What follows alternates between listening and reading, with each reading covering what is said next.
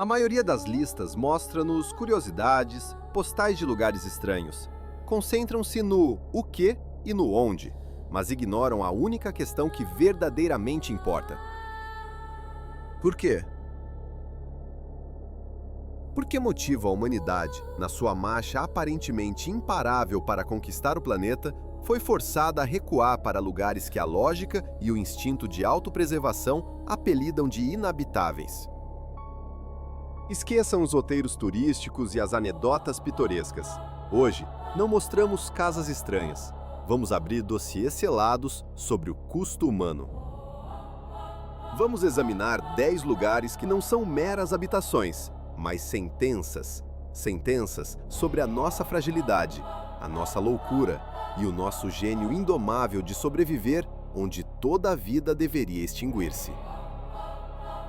Cada um destes locais é uma peça de um quebra-cabeças, um fragmento de um mapa que conduz ao coração do que significa ser humano, quando tudo nos é retirado.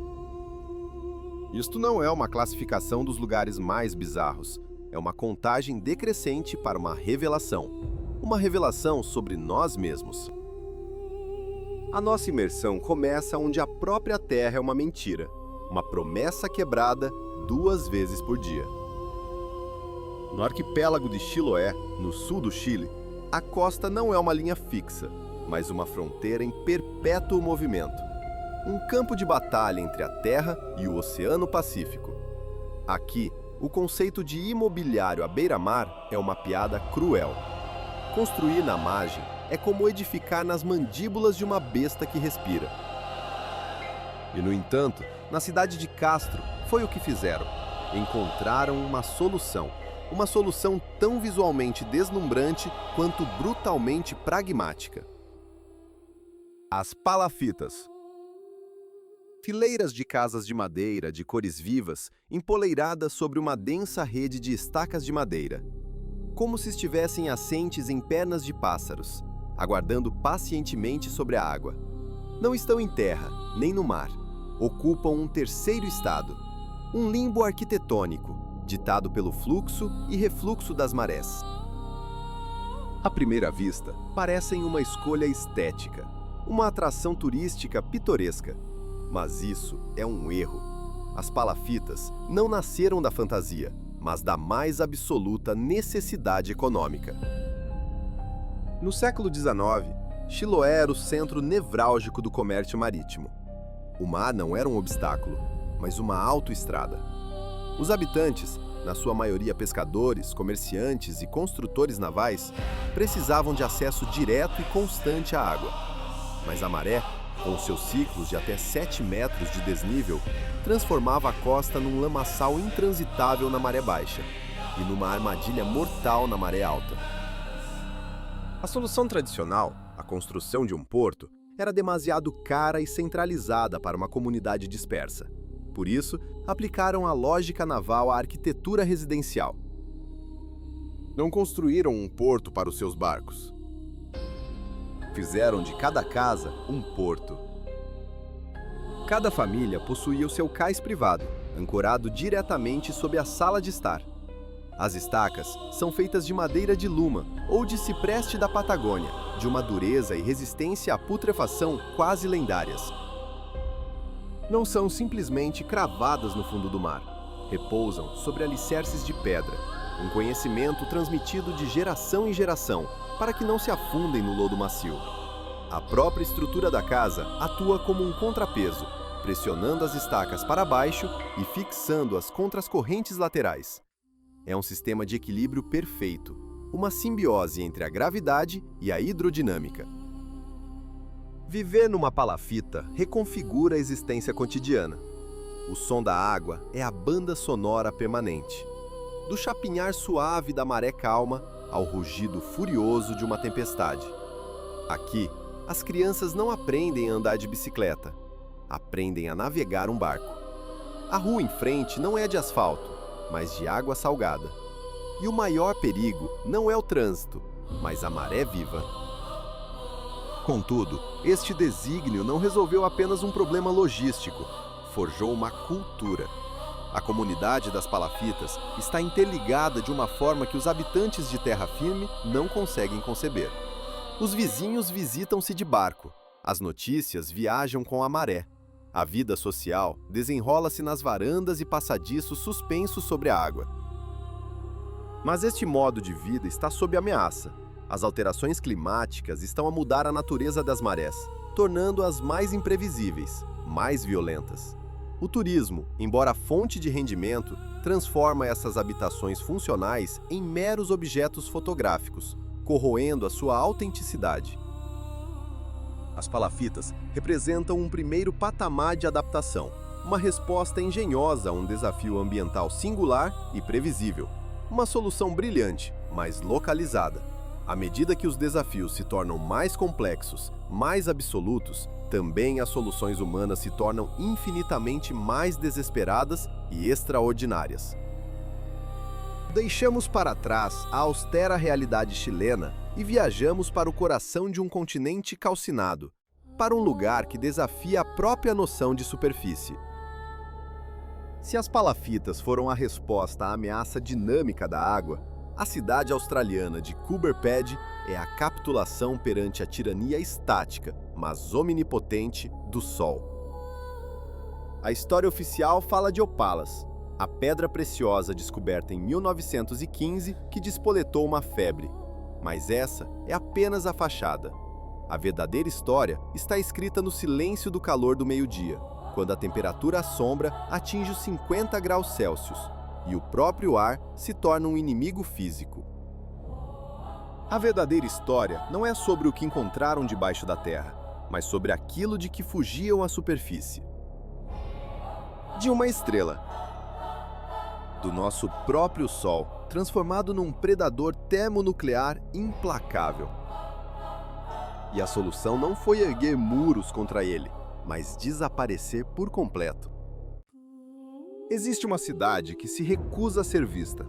A superfície, apenas a ilusão do vazio, estradas poeirentas, alguns edifícios esparsos e estranhos montes de terra, semelhantes a vulcões em miniatura, com chaminés a emergir do seu cume. A verdadeira cidade, onde vivem, trabalham e rezam quase 2.000 pessoas, encontra-se sob os nossos pés. Mais de metade da população reside em dugouts, abrigos subterrâneos complexos, com várias divisões, esculpidos diretamente na rocha de arenito. Estas não são cavernas primitivas, são lares completos, com salas de estar, quartos, cozinhas modernas e até piscinas subterrâneas. No interior, reina uma temperatura constante e confortável, entre os 23 e os 25 graus Celsius, durante todo o ano, sem necessidade de ar-condicionado.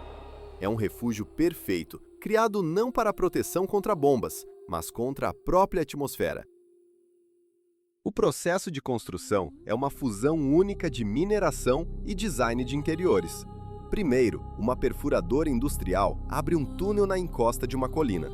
Depois, equipamento de maior precisão, como um tunelador, esculpe as divisões. As paredes e os tetos são frequentemente revestidos com um selante para evitar a libertação de pó, mas muitos optam por deixar a textura natural do arenito, com seus belos veios vermelho-alaranjados. Nisto reside uma certa genialidade. O próprio processo de extração de opalas cria o espaço de vida. Os mineiros vivem, literalmente, dentro do seu trabalho. Mas o que levou o ser humano a tais extremos? A resposta está na psicologia da sobrevivência. Os primeiros mineiros, veteranos da Primeira Guerra Mundial, habituados à vida nas trincheiras, perceberam rapidamente que lutar contra o outback australiano, nos seus próprios termos, era suicídio. Em vez de tentarem arrefecer estruturas frágeis à superfície, adotaram a tática dos animais do deserto. Enterraram-se. Esta decisão mudou não só a arquitetura, mas também a estrutura social. Debaixo da terra, não há ciclo de dia e noite. O tempo torna-se relativo. A comunidade torna-se mais unida, porque a sobrevivência depende da confiança mútua. Um vizinho que escava uma nova adega tem de ter a certeza de que não fará desabar o quarto ao lado. Esta vida subterrânea deu origem a uma infraestrutura completa. igrejas subterrâneas, onde o silêncio é quase absoluto, hotéis subterrâneos, livrarias e até um parque de campismo subterrâneo. Mas há um lado sombrio. A claustrofobia, a desorientação e a ausência total de ligação com o mundo natural são o preço a pagar pelo conforto. Kuberpad representa o passo seguinte na adaptação. Não é apenas uma resposta a um único elemento, como as marés. É a criação de uma biosfera artificial inteira para a proteção contra um ecossistema hostil na sua totalidade. É a renúncia à vida sobre o planeta, em favor da vida dentro dele. Mas e se o inimigo não for o calor, mas o frio? Um frio tão absoluto que altera as próprias leis da física. Da luta contra a tirania horizontal do calor, transitamos para a batalha vertical contra o gelo eterno. Num lugar onde o aço estala como vidro e o ar exalado cai ao chão em cristais de gelo. Isto não é uma mera mudança de temperatura. É uma alteração fundamental das leis da física como as conhecemos. Bem-vindo a Yakutsk, a capital da República de Sakha, na Sibéria, a cidade de grande dimensão mais fria do planeta. Descrever Yakutsk como fria é como descrever o oceano como úmido. É um eufemismo que roça o insulto. A temperatura média em janeiro é de 40 graus Celsius negativos. O mínimo recorde atingiu 64,4 graus negativos. A estas temperaturas, o mundo comporta-se de forma estranha. O metal torna-se quebradiço, a borracha transforma-se em pedra, a gasolina congela. O corpo humano, composto maioritariamente por água, torna-se a principal vulnerabilidade. A pele exposta congela em meros segundos. Usar óculos na rua é arriscar que estes se colem por congelação ao rosto. O simples ato de comprar leite transforma-se num pesadelo logístico. É vendido em blocos congelados, pois transportá-lo em estado líquido até casa é uma impossibilidade. E neste mundo alienígena vivem mais de 300 mil pessoas. Como? A resposta é uma guerra. Uma guerra constante, dispendiosa e de alta tecnologia contra o frio. E o principal campo de batalha é o próprio solo sob os seus pés. Yakutsk foi erguida sobre o permafrost, uma camada de solo permanentemente congelado que se estende por centenas de metros de profundidade. No verão, a camada superior descongela, transformando a paisagem num pântano. No inverno, volta a congelar, expandindo-se e movendo-se. Construir edifícios convencionais nesse solo vivo é impossível. Seriam despedaçados ou engolidos. A solução? Elevar a cidade acima do solo. Todos os grandes edifícios em Yakutsk assentam sobre estacas de betão, cravadas a uma profundidade de 10 a 15 metros até as camadas estáveis do permafrost. Entre a base do edifício e o solo, permanece um espaço ventilado. Este detalhe é de importância crítica. Se o calor do edifício derretesse o permafrost por baixo, as estacas perderiam o seu suporte e toda a estrutura colapsaria. A cidade literalmente paira sobre a terra, para não despertar a besta gelada sobre a qual dorme. Todas as infraestruturas, abastecimento de água, esgotos, aquecimento, estão também instaladas acima do solo, dentro de condutas gigantes e isoladas. Enterrá-las significaria o seu congelamento instantâneo ou o derretimento do permafrost, o que levaria à catástrofe. Yakutsk é uma cidade virada do avesso, as suas entranhas expostas para que todos as vejam. A vida aqui obedece a uma única regra. O movimento é vida, no sentido mais literal. Muitos condutores não desligam os motores dos seus carros de outubro a abril. Nunca. Desligar o motor significa o seu congelamento, tornando impossível voltar a ligá-lo até a primavera.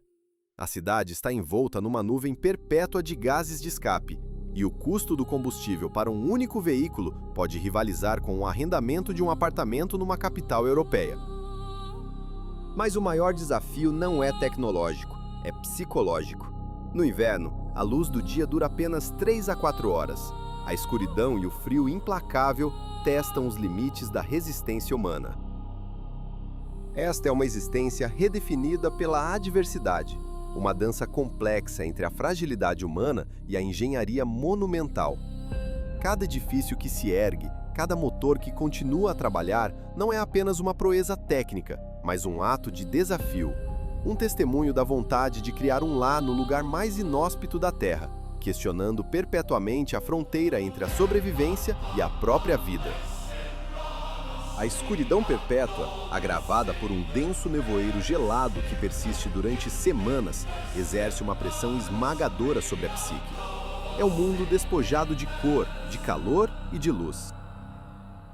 Yakutsk ocupa o 8º lugar porque representa uma adaptação não apenas a um ambiente, mas a um estado alterado da matéria. Os habitantes de Kuberpidi escaparam ao calor, refugiando-se no subsolo. Os habitantes de Yakutsk não podem fugir. São forçados a confrontar o frio com puro engenho e uma resiliência inacreditável. Vivem numa frágil bolha tecnológica, cercados por uma natureza que ativamente tenta aniquilá-los.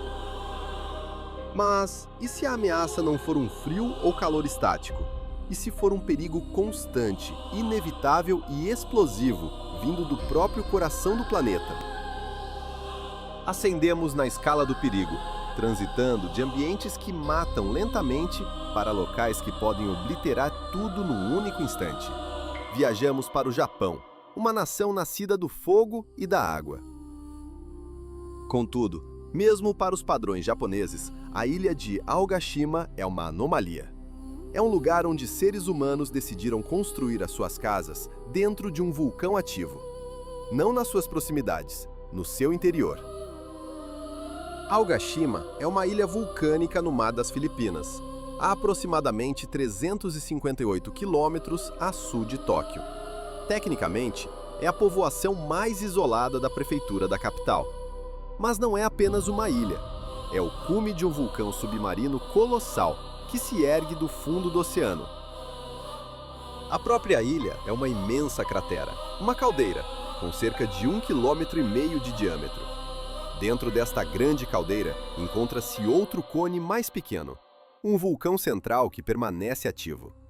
A aldeia, onde vivem cerca de 160 pessoas, está situada na área relativamente plana entre a parede exterior da caldeira e o cone central. É o equivalente a viver na arena de um coliseu, cujo centro é ocupado por um dragão cuspidor de fogo. A história de Aogashima é uma crônica de catástrofe e renascimento. A ilha foi povoada durante séculos, mas em 1785 ocorreu uma erupção catastrófica. O cone central explodiu, projetando colunas de cinza e gases venenosos para a atmosfera. Torrentes de lava precipitaram-se sobre a aldeia. Dos 327 habitantes da ilha, menos de metade sobreviveu. Cerca de 140 pessoas que conseguiram escapar em barcos. Depois disso, a ilha permaneceu desabitada por quase 50 anos. Era considerada amaldiçoada, inabitável. Mas então, algo de extraordinário aconteceu. Os descendentes dos sobreviventes regressaram, tomaram a decisão consciente de se reinstalarem na boca da fera que aniquilara os seus antepassados. Por quê? A resposta reside na energia geotérmica única do vulcão. O vapor que emana das fumarolas do cone central é uma fonte de energia gratuita. Os habitantes utilizam-na para tudo: para aquecer as casas, para cozinhar em fornos a vapor especiais, para alimentar saunas e até para obter água potável, através da dessalinização da água do mar. É um testemunho não apenas da sobrevivência, mas de um pacto profundo e paradoxal com o próprio planeta. Uma escolha de viver não apesar do perigo, mas através dele, extraindo sustento do mesmo fogo que um dia trouxe a aniquilação. O vulcão que representa a sua maior ameaça é simultaneamente a sua maior bênção. Oferece-lhes calor, energia e um solo fértil, rico em minerais. É o clássico pacto faustiano. Viver em Aogashima. Viver no fio da navalha. Todos os dias, os seus habitantes observam o cone central, de onde o vapor sobe incessantemente, e confiam nas leituras de uma rede de sismógrafos. Existem sistemas de alerta e planos de evacuação, mas todos compreendem que, perante uma erupção súbita e violenta, as hipóteses de salvação são escassas. O isolamento agrava esta fragilidade. A ilha só é acessível por helicóptero ou por ferry, e ambos os transportes dependem de um clima notoriamente imprevisível. Por vezes, a ilha fica isolada do mundo exterior durante semanas. Isto cria uma comunidade incrivelmente unida e autossuficiente. Todos se conhecem, todos dependem de todos. A sobrevivência é um esforço coletivo. É um exemplo de adaptação a uma ameaça constante, mortal e imprevisível. Não se trata de uma luta contra os elementos, mas de uma coexistência consciente com uma força primordial, capaz de os apagar da face da Terra sem aviso prévio. É o jogo diário de roleta russa com o próprio planeta. Mas até agora, falamos da adaptação às forças da natureza. E se o maior desafio não for a Terra, o clima ou um vulcão, mas algo inteiramente diferente? E se o ser humano decidir desafiar a própria gravidade, em nome de algo imaterial? Passamos das ameaças horizontais às verticais. Mas desta vez, a verticalidade não é um desafio imposto, é uma escolha. Uma escolha ambiciosa, insana e de cortar a respiração.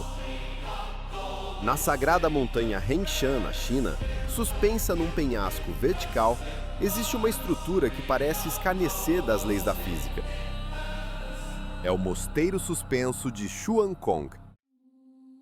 Não assenta no chão, não está escavado na rocha, está colado a ela, como um ninho de andorinha, a 75 metros acima do rio.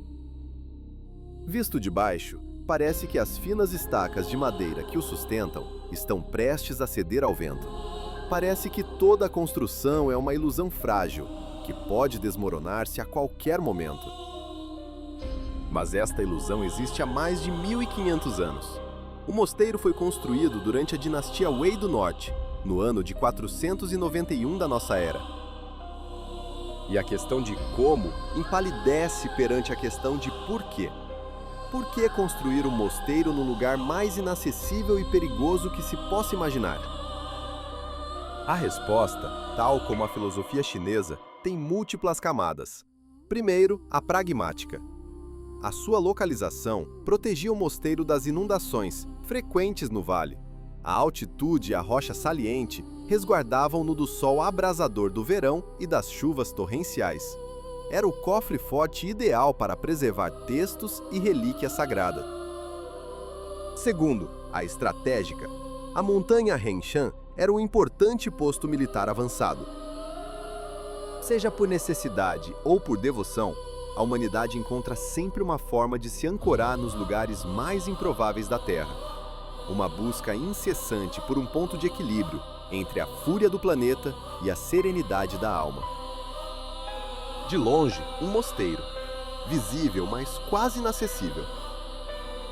Servia não apenas como um farol espiritual, mas também como uma espécie de torre de vigia. Mas a sua principal razão de ser é espiritual. No taoísmo, o silêncio e a solidão são a caminho para a iluminação. E que lugar poderia ser mais silencioso, mais solitário do que uma cela suspensa sobre o abismo? A construção num local como este foi em si um ato de meditação, uma demonstração de que o espírito humano, a fé e o gênio da engenharia podem superar qualquer limitação terrena, incluindo a própria gravidade. Mas como fizeram? O segredo não reside nas finas estacas visíveis. Estas desempenham um papel mais psicológico, de apoio. O verdadeiro suporte são as vigas invisíveis, as Hen. Com ferramentas primitivas, os construtores perfuraram buracos horizontais profundos na rocha sólida. Neles, inseriram longas vigas de abeto local, resistente, previamente embebidas em óleo de tung, para as proteger da decomposição. Em seguida, cravaram cunhas nas aberturas, fixando as vigas de forma indelével na rocha. Todo o mosteiro, com as suas 40 salas e pavilhões, ligados por pontes e corredores vertiginosos, está, na verdade, suspenso nestas vigas em consola. É uma obra-prima da engenharia. 1000 anos à frente do seu tempo. Mas ainda mais surpreendente do que a sua arquitetura é a sua filosofia. Xuancong é o único mosteiro na China onde as 3 principais religiões do país, budismo, taoísmo e confucionismo, são veneradas em conjunto. Nas suas salas, estátuas de Buda erguem-se ao lado de estátuas de Lao Tse e Confúcio, um símbolo incrível de tolerância religiosa e sincretismo. Os construtores do mosteiro não superaram apenas barreiras físicas, mas também ideológicas.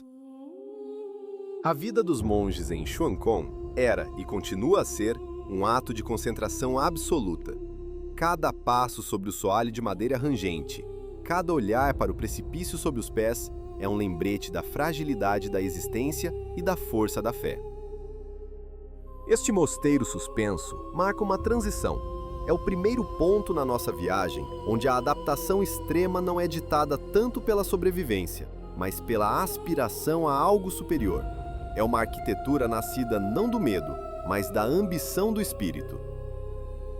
Mas e se levarmos esta ideia ao seu limite lógico? E se abandonarmos completamente o mundo, escolhendo não apenas um lugar isolado, mas um lugar que nos isola fisicamente da humanidade? Viajamos até as profundezas da Geórgia, a região de Imerete, onde o monólito de calcário se ergue da terra, com 40 metros de altura. Isto não é apenas uma rocha, é um altar. E neste altar, numa plataforma com não mais de 150 metros quadrados, durante séculos, o ser humano procurou uma forma de falar com Deus a sós. É o Pilar de Katski. No cume deste obelisco natural, ergue-se uma pequena igreja, construída segundo diferentes estimativas entre os séculos VI e VIII. A questão que ecoa através dos tempos não é apenas como os antigos construtores conseguiram erguer os materiais até esta altura vertiginosa. A verdadeira questão é o impulso que leva o homem a não apenas alcançar os céus, mas a construir a sua morada do impossível, onde a única companhia é o vento e a única conversa a que se trava com o divino. Como as pedras e as ferramentas foram transportadas para tal altura, permanece um enigma. Mas um mistério ainda maior persiste. Por quê?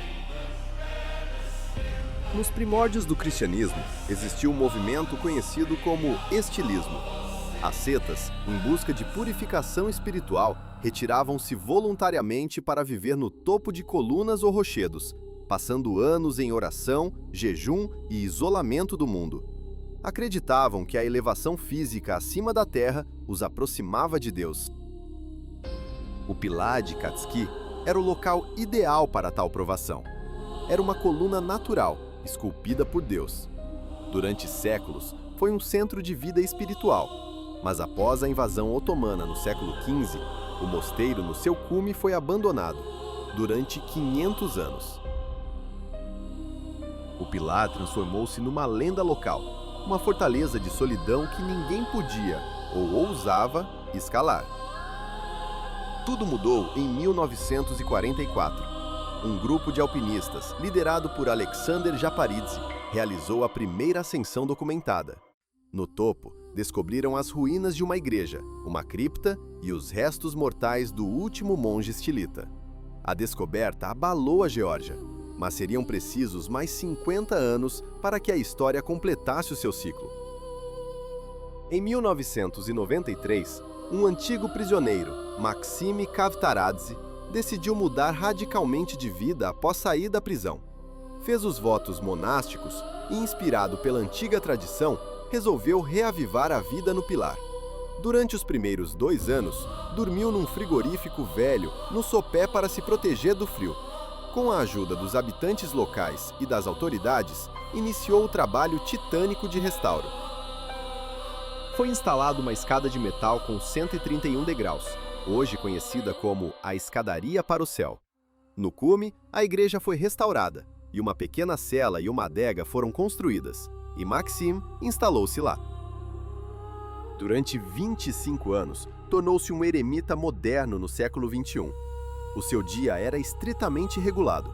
Levantar antes do amanhecer, orações, leitura, Alimentos e mantimentos eram-lhe entregues por noviços através de um guincho primitivo. Descia apenas 2 vezes por semana para rezar com outros monges no mosteiro da base. Para ele, a vida no pilar não era uma fuga do mundo, mas uma forma de confrontar os seus próprios demônios interiores.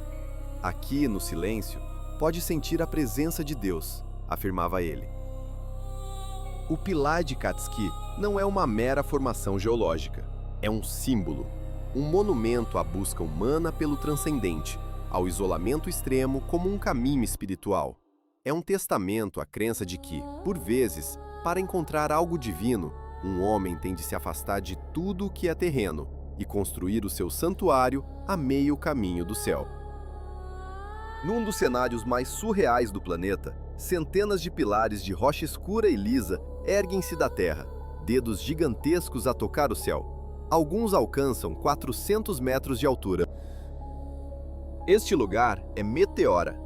Em grego, o nome significa suspenso no ar. E nos cumes destas rochas, aparentemente inexpugnáveis, aninham-se mosteiros ortodoxos, como ninhos de águias. Isto não é apenas uma maravilha arquitetônica, é um monumento à fé humana, nascido do desespero e do medo. A história de Meteora começa no século XI, quando os primeiros eremitas se instalaram em pequenas grutas e fissuras nestas rochas, em busca de solidão e paz espiritual. Mas no século XIV, o mundo mudou drasticamente. O Império Bizantino desmoronava-se. As incursões de tribos sérvias e albanesas, seguidas pelo avanço implacável do Império Otomano, transformaram as planícies da Tessália num campo de batalha. As comunidades monásticas tornaram-se presas fáceis para saqueadores e perseguidores. Foi então que um monge, de seu nome Atanásio Meteorita, tomou uma decisão que alterou a história deste lugar. Concluiu que, se não havia salvação na terra, seria preciso procurá-la nos céus. Ele e os seus seguidores escolheram a rocha mais larga e alta, a Platis Litos, a Pedra Larga, e iniciaram uma construção de uma audácia inimaginável. A forma como fizeram desafia, ainda hoje, a nossa compreensão. Não existiam estradas nem guindastes. Os únicos meios para atingir o cume eram escadas de madeira amovíveis, unidas por cordas e correias, que eram recolhidas após o uso, ou uma grande rede. Pessoas e mantimentos eram colocados na rede, que os monges, através de um sarilho manual, içavam lentamente. A subida podia demorar até 30 minutos. Era uma viagem mortalmente perigosa. As cordas, tecidas com crina de cavalo, só eram substituídas, segundo a lenda, quando o Senhor permitia que se partissem. Cada pedra, cada viga, cada saco de mantimentos foi erguido à custa de um esforço e de um risco indescritíveis. Ao longo de vários séculos, nos topos de 24 rochas, emergiu uma cidade-estado monástica. Cada mosteiro era uma fortaleza autossuficiente, com a sua igreja, celas, refeitório, biblioteca e cisternas para a recolha de água da chuva. Criaram uma civilização nos céus, completamente isolada do caos que reinava embaixo. A vida em Meteora era severa e ascética. Exigia uma fé absoluta e uma resistência física extraordinária, mas oferecia o bem mais precioso: segurança e a oportunidade de preservar uma fé e uma cultura durante tempos sombrios. As bibliotecas de Meteora tornaram-se arcas de um tesouro, guardando inestimáveis manuscritos bizantinos, salvos da destruição. Hoje, dos 24 mosteiros, apenas 6 permanecem ativos. A construção de estradas e de degraus escavados na rocha no século XX tornou-os acessíveis a turistas e peregrinos, quebrando um isolamento de séculos. Contudo, mesmo agora, ao contemplar estas estruturas impossíveis, é difícil não sentir um profundo assombro. Meteora permanece não como uma relíquia do passado, mas como um testemunho eterno da capacidade humana de, perante o abismo, construir a sua esperança na vertical, mais perto do céu do que da terra. Existe um nível superior de adaptação coletiva, uma resposta que não se limita às forças da natureza, mas à ameaça representada por outros seres humanos. É a criação de uma sociedade inteira num exílio vertical, concebido para sobreviver. Mas todos os exemplos, por mais extremos que sejam, ainda pressupõem a existência de espaço. E se este simplesmente não existir? E se a adaptação tiver de ocorrer na ausência total de lugar? Viajamos para um dos locais mais antigos e instáveis do planeta, o Iêmen, para o deserto de Hadramaut. Aqui, no meio do leito seco de um rio, ergue-se uma cidade que se assemelha a uma miragem, uma floresta de arranha-céus de barro, brotando diretamente da areia. Esta é Shiban, frequentemente chamada de a mais antiga cidade de arranha-céus do mundo, a Manhattan do deserto. E isto não é uma mera metáfora. É a prova viva e pulsante de que os princípios do urbanismo moderno foram inventados aqui, no coração da Arábia, há quase 2000 anos. Shiban é o triunfo absoluto do planeamento vertical. Numa área de apenas 500 por 400 metros, concentram-se cerca de 500 edifícios, alguns atingindo 11 andares, ou 30 metros de altura, e todos foram construídos com o que estava debaixo dos pés, tijolos de barro secos ao sol. A cidade foi fundada há mais de 2 milênios, como um importante entreposto comercial na rota das caravanas que transportavam incenso e mirra. Mas a sua arquitetura singular não é fruto do acaso, mas sim de uma necessidade brutal. O Vale de Hadramaut era fustigado por inundações devastadoras e constantes. Para além disso, tribos beduínas rivais lançavam ataques regulares. Os habitantes de Shiban precisavam de uma solução que os protegesse tanto da água como dos inimigos. E encontraram-na. Construir para cima. Toda a cidade está rodeada por uma muralha maciça de barro. No interior, os edifícios estão tão compactados que formam uma única fortaleza. As ruas, estreitas como desfiladeiros, oferecem sombra contra o calor abrasador. Mas o mais engenhoso é o sistema de pontes e portas interligadas, que a um certo nível une os telhados dos edifícios. Em tempos de perigo, os residentes podiam atravessar toda a cidade sem nunca descer ao nível do solo. Era uma cidade-fortaleza, uma cidade-navio a navegar pelo deserto. A tecnologia de construção é um milagre de arquitetura sustentável. Os tijolos de barro misturados com palha possuem excelentes propriedades de isolamento térmico. As paredes espessas mantêm o fresco durante o dia e libertam o calor durante a noite. Os andares superiores, destinados à habitação, têm janelas amplas para ventilação, enquanto os inferiores, usados para armazenar mercadorias e gado, quase não têm aberturas. A cidade inteira é um único organismo, arrefecido passivamente. Mas o barro é um material efêmero. Shiban exige um cuidado constante. Após cada chuva, as paredes têm de ser novamente revestidas com uma camada de argila. É um ciclo interminável de decadência e renovação, um diálogo perpétuo entre a ambição humana e a inevitabilidade da erosão. Cada edifício não é apenas uma estrutura, mas um testamento à resiliência, erguido contra as areias do tempo. Os telhados e as caleiras exigem uma limpeza constante. É um trabalho contínuo, coletivo, que une gerações. Uma casa em Shiban não é uma propriedade, é uma responsabilidade. Cada família tem o dever de manter a sua parte deste organismo vivo. Este sistema funcionou durante séculos, mas hoje, Shiban está à beira do desaparecimento. A guerra civil no Iêmen, o colapso econômico e as alterações climáticas, que trazem chuvas cada vez mais fortes e frequentes, destroem o que resistiu durante milênios. A juventude parte. O conhecimento ancestral sobre a manutenção dos edifícios de argila perde-se. Shiban é talvez o exemplo primordial da adaptação sustentável e a longo prazo de toda uma sociedade a um ambiente hostil.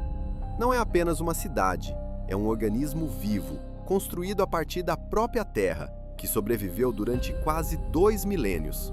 Prova que a humanidade sabia como construir cidades ecológicas e inteligentes muito antes do advento da tecnologia moderna. Mas mesmo esta obra-prima da engenharia e do pensamento social foi fundada na existência de, pelo menos, uma pequena parcela de terra. E se não tivermos sequer isso? Viajamos até ao Mar das Caraíbas, a costa da Colômbia. Aqui, entre recifes de coral, encontra-se uma minúscula porção de terra chamada Santa Cruz del Islote. É a ilha mais densamente povoada do planeta. Esqueçam Manhattan ou Tóquio. A sua densidade populacional é uma brincadeira de crianças em comparação com este lugar.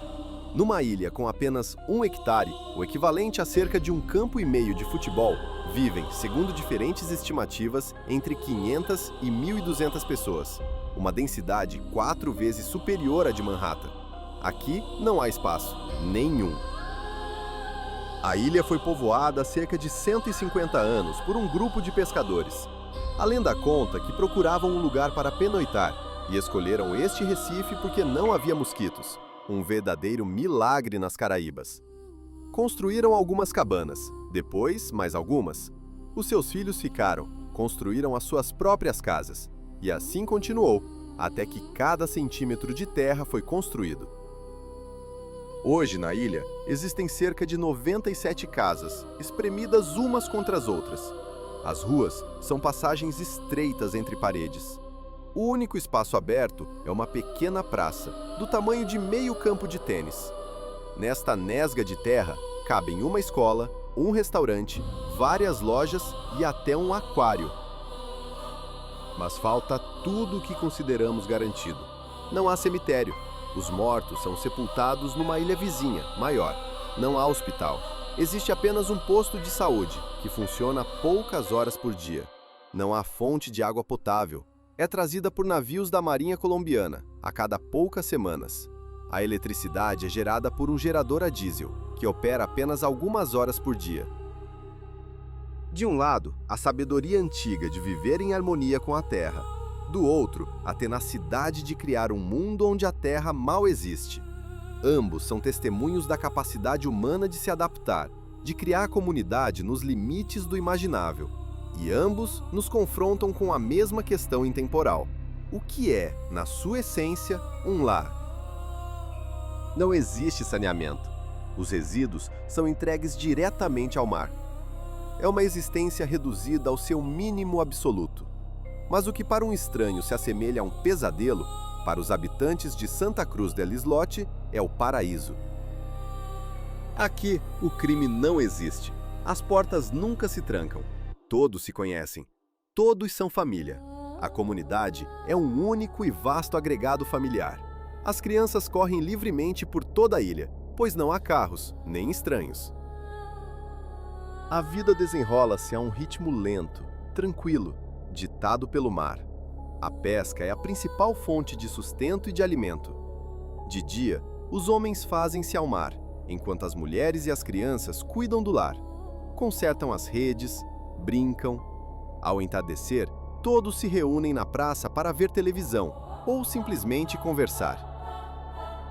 É um mundo de uma fragilidade extraordinária, totalmente dependente dos mantimentos do continente e da saúde do recife de coral que o rodeia. A subida do nível do mar representa uma ameaça existencial. Mais alguns centímetros e a ilha simplesmente desaparecerá sob as águas. É um formigueiro humano, um laboratório vivo que demonstra como os seres humanos se comportam quando privados do seu espaço pessoal. É, em simultâneo, um idílio e uma distopia. O futuro possível da humanidade num planeta sobrepovoado, condensado num único hectare. Mas tudo o que vimos até agora é uma adaptação a condições externas. A natureza, a inimigos, ao espaço. Mas, e se o ambiente mais aterrador ao qual nos devemos ajustar não for a natureza, mas sim as ruínas da nossa própria sociedade? Chegamos ao topo da nossa lista. E aqui não há paisagens de cortar a respiração, nem antigas maravilhas da arquitetura. Aqui há escuridão. Um lugar que não é apenas o mais estranho dos lares, mas a cicatriz mais profunda no rosto da Europa. Descemos sob as ruas de Bucareste, para o seu sistema de aquecimento central. E aqui, num labirinto de tubagens quentes e fétidas, existe há décadas uma sociedade que nunca deveria ter existido. É a mais chocante e profunda manifestação da adaptação humana. Porque esta é uma adaptação não à natureza, mas ao colapso total da sociedade humana. A história deste mundo subterrâneo começa com a loucura de um homem, o ditador romeno Nicolae Ceausescu. Em 1966, obcecado com a ideia de aumentar a população da Romênia, promulgou o Decreto 770, que proibia o aborto e a contracepção. O resultado foi uma explosão da natalidade, mas no contexto de uma economia empobrecida e em ruínas, muitas famílias não conseguiam alimentar os seus filhos. Dezenas de milhares de crianças foram abandonadas em orfanatos estatais. Estes orfanatos não eram apenas pobres, eram fábricas de produção de seres humanos destroçados. As crianças sofriam de fome, de frio, de doenças e de violência sistemática. Cresceram sem amor, sem educação, sem futuro. Eram a matéria-prima de um futuro desfeito. Uma geração perdida destinada a procurar refúgio, não sob o céu, mas nas veias esquecidas da própria cidade que os rejeitou. A sua sobrevivência não seria uma história de triunfo, mas um testemunho sombrio da resiliência que floresce nos lugares mais escuros. Um eco da capacidade humana de encontrar um lar mesmo no coração do inferno. Quando em 1989 o regime de Ceausescu colapsou, os portões dos orfanatos abriram-se. Milhares de crianças selvagens, de quem ninguém precisava, foram cuspidas para as ruas. Eram os Decretei, os filhos de um decreto. Com a chegada do inverno, encontraram o único lugar quente da cidade, os túneis do sistema de aquecimento central. Assim nasceu a primeira geração de habitantes subterrâneos. Criaram a sua própria sociedade, com as suas próprias leis, a sua hierarquia e a sua cultura. Durante muitos anos, esta sociedade foi governada por um líder carismático e brutal, conhecido como Bruce Lee, de seu nome verdadeiro, Florin Antuodor. Coberto de tatuagens e correntes, era simultaneamente pai, protetor, juiz e barão da droga para centenas de habitantes dos túneis. Assegurava a ordem, resolvia disputas, mas também controlava o fornecimento de narcóticos, principalmente cola barata e a tinta sintética Aurolac, que inalavam de sacos para se esquecerem da realidade. A vida nos túneis era um inferno. A falta de saneamento era total. O risco de doenças como a tuberculose e o VIH constante. Mas para muitos, era a única casa que alguma vez conheceram. Aqui formaram famílias. Aqui nasceram e morreram crianças que nunca viram a luz do sol. Decoravam as paredes com grafite, ouviam música, tinham os seus cães e os seus gatos. Criaram um simulacro de vida normal em condições absolutamente anormais. Foi uma adaptação a um buraco negro social. Estas pessoas não estavam isoladas do mundo por montanhas ou oceanos. Viviam diretamente sob os pés de milhões de habitantes de uma capital europeia, mas eram completamente invisíveis. Construíram uma civilização a partir dos destroços da civilização. Nos últimos anos, as autoridades romenas levaram a cabo várias rusgas, tentando limpar os túneis. Bruce Lee foi detido, mas a comunidade subterrânea, embora diminuída, não desapareceu, apenas se retirou para maior profundidade. Os túneis de Bucareste contam a mais fundamental, a mais trágica e a mais instrutiva história de adaptação. Mostram que, quando as estruturas sociais se desmoronam, quando o Estado trai os seus cidadãos mais vulneráveis, a necessidade humana de comunidade, de estrutura, de um lar, não se extingue. Apenas encontra outros caminhos, mais sombrios, para se manifestar. Esta não é uma história sobre a luta contra a natureza. É uma história sobre o que acontece quando a natureza humana é deixada a sós com o vazio. Uma planta mestra para recomeçar do zero. E isso obriga-nos a colocar uma questão assustadora. Quando nosso próprio mundo inevitavelmente ceder sob pressão, construiremos em direção ao céu ou seremos forçados a desaparecer na escuridão sob os nossos próprios pés? A torrente dos acontecimentos é incessante. Cada momento, capturado e transmitido, está destinado a tornar-se um mero eco nos corredores do tempo. As manchetes que hoje nos definem o presente Amanhã serão apenas as notas de rodapé de uma história já esquecida. E nós, testemunhas de um presente fugaz, ficamos com a tarefa de unir os fragmentos, de procurar um sentido numa narrativa que se reescreve a cada instante, perante o nosso olhar. Pois a verdadeira questão não é o que acontece, mas o que permanece quando tudo o resto desaparece no silêncio.